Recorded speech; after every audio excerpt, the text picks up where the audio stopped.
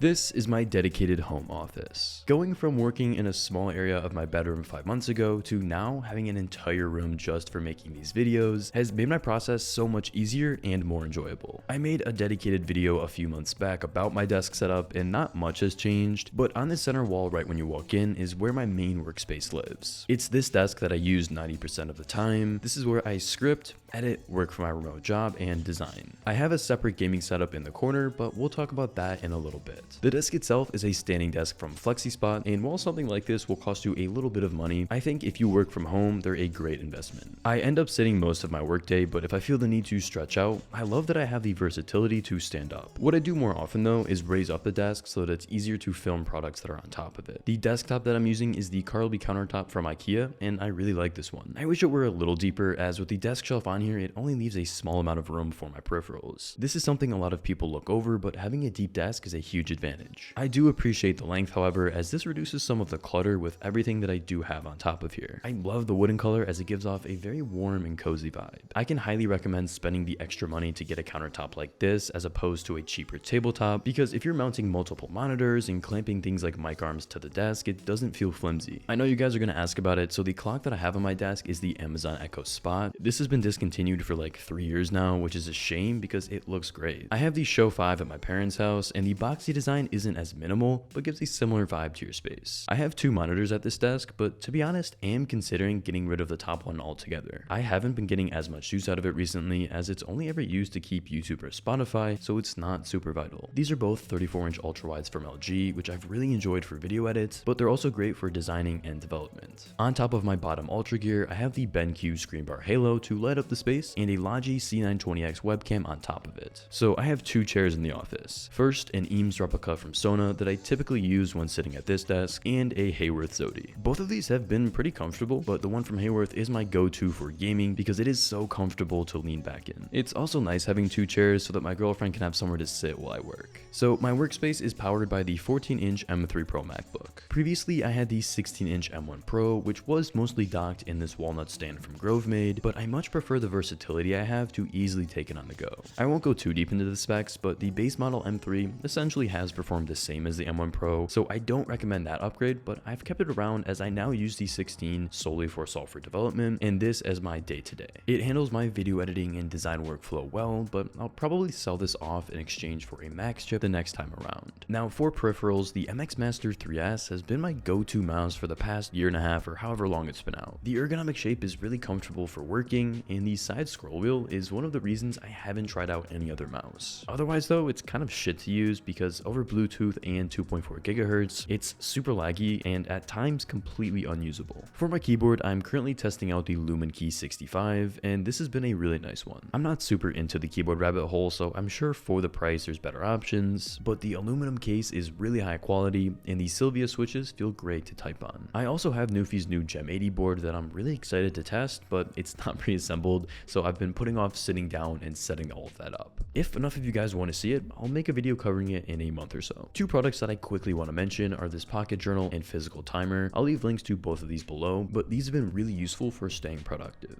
I keep this journal here so that if I ever get an idea or have something that I can't stop thinking about, I write it in here and then get back to work. I don't really use the timer so much as a Pomodoro, as I can get into work pretty easily, but I love having it for when I read, just so that I can set a 50-minute timer every morning when I come into the office. On top of this Hexcale Studio shelf are my Audio Engine A2 Plus speakers, which I don't get as much use out of these days, but when I want to listen to something while filming, they come in clutch. Most of the time though, I'm wearing my Beyerdynamic DT990 Pros, and these are my favorite pair of headphones. I never used to be a fan of over-the-ear headphones because they'd hurt my ears after a couple of hours, but I could work all day and barely notice that I have these on. They sound incredible, and I'm a pretty big fan of their open back design. This gives a more natural sound in my opinion, but there is the downside that you can still hear everything around you. Most of the time this is fine, but if it's the middle of the day and there's people outside yelling, I can hear them clearly. I have these hooked up to the Scarlett 2x2 audio interface, which drives my Shure MV7. I have it on a low profile arm from Elgato in case you're wondering. I love my SM7B for voiceovers, but wanted a similar sound for when I'm on calls, gaming, or doing a quick screen recording. I bring this between my workspace and gaming setup, but then keep my SM7B connected to my A-roll table. If I'm lazy, I'll bring the SM7B over to my desk and record a voiceover, but having this table table lets me create a really nice set where I can sit down and talk straight to the camera. I was between having this table and a sofa in the space over here, but ended up going with this because my stairs are really tight and steep. I was not about to go through all that. I built it with the IKEA Rodolph tabletop and 4 Krilla legs. These have wheels on them, which is actually really convenient, so I'm not dragging around the table when I want to reposition it or just move it out of the way. I didn't look at the measurements properly though, and the tabletop is actually a bit too thin to drill in the legs, so all the corners are fucked up. For now, I've just been covering them up with books and pretending they're props, which for now works fine, but once IKEA has a different gray tabletop in stock that's a bit thicker, I'm going to replace it. Now, I do also like using this table quite a bit for overhead shots, specifically unboxings, because I can set up my camera monitor and be able to have a clear view of what I'm doing with lots of space. During the week, if I'm not shooting all that much footage here though, it does tend to get piled up with all the random shit I get in. Next to the table, I moved my 2 Alex drawers from sitting at the sides of my desk, and they don't serve a real purpose other than to poorly organize the various cables and boxes that I have in here. In between them is this Brims nightstand, also from IKEA, that I keep my router on top of and store some books and more cables. Above all of these on this upper ledge, I have some Funko Pops, more books, and a whiteboard, which is honestly my favorite thing in this entire room. So finally getting to the gaming setup over in the corner, this is a space that I built after Hexcal sent me their Elevate standing desk, and I'm really happy with it. Having a dedicated place to game has been great to create some separation from my workspace, but also made it super easy to film gaming videos. I rarely stand here, but similar to my workspace, being able to adjust the height is great for when I'm filming something here. For my PC rig, I have a 4080 paired with the i7 13700K,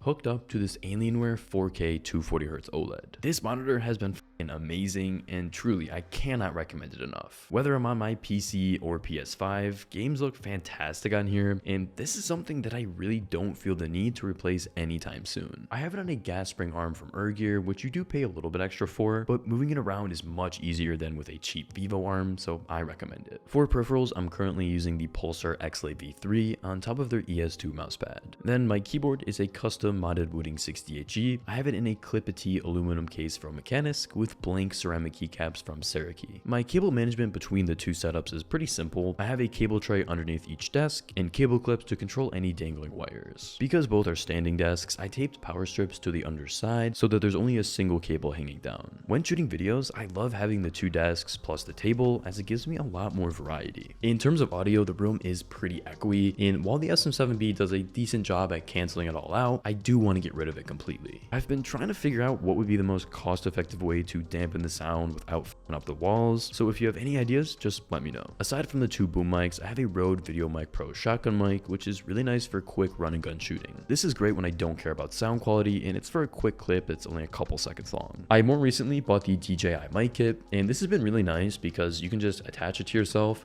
and then be walking around, or if I'm sitting down here doing an unboxing, I don't have to worry that the mic is in frame. Now, when I built my table, I shamelessly stole the idea for this camera cart from Ollier, and it's been a game changer for filming. I bought the Nisaphorus trolley from IKEA, and then got the cheapest 24-inch monitor I could find to throw on top. It didn't need to be anything crazy, but was really just meant so that I could see myself on camera and get an idea of what the framing was. I have a power strip at the bottom of the cart so that I can move it wherever I want throughout the office, and then plug it in at the closest outlet. I use this bottom area as a sort of charging hub, and the second level to hold basically everything that I need throughout filming days so that I can keep it from cluttering up the rest of the office. For equipment, I use a Sony a6400 and have 2 lenses, the main one being the 24-105G, and my secondary, this 16mm wide lens from Sigma. I shoot quite a bit of handheld as it's easier than trying to set up a tripod, but when I do, the one I have is from Manfrotto. The legs are cheap travel ones that I've had since I started the channel, but I threw on their fluid video head, and this has been a game changer for pans. There's a ton of adjustments that control how smooth your camera moves and reduces basically all shake. I also then have a C-stand. This is what I use for all of my top-down shots. I have a mount screwed into the side of my camera bracket that makes setting this up super easy. When I use it, I bring over the camera cart and plug the monitor into my A6400 so that I can raise it up higher and still see what I'm doing. For lighting, my setup is super simple. All I use is a single Godox SL60W key light. I get quite a bit of natural light throughout the day, but because I film at varying times, I don't have complete control over the lighting in here.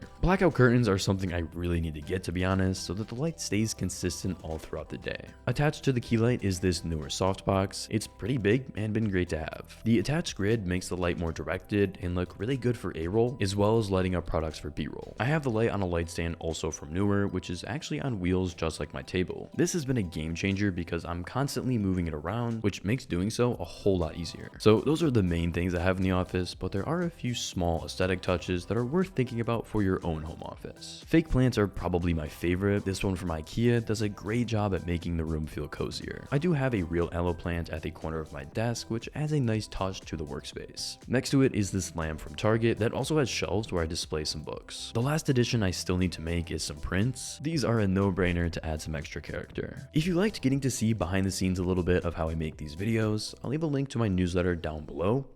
Every Sunday, I send a quick email sharing things I'm working on, stories from my creator business, and cool stuff that I've found throughout the week. I hope you got some inspiration from this video to go and improve your home office, and if there's anything that you liked, all of it will be linked down below. If you enjoyed and want to see more of this space, I have a full setup tour where I go in depth on my workspace. Take care.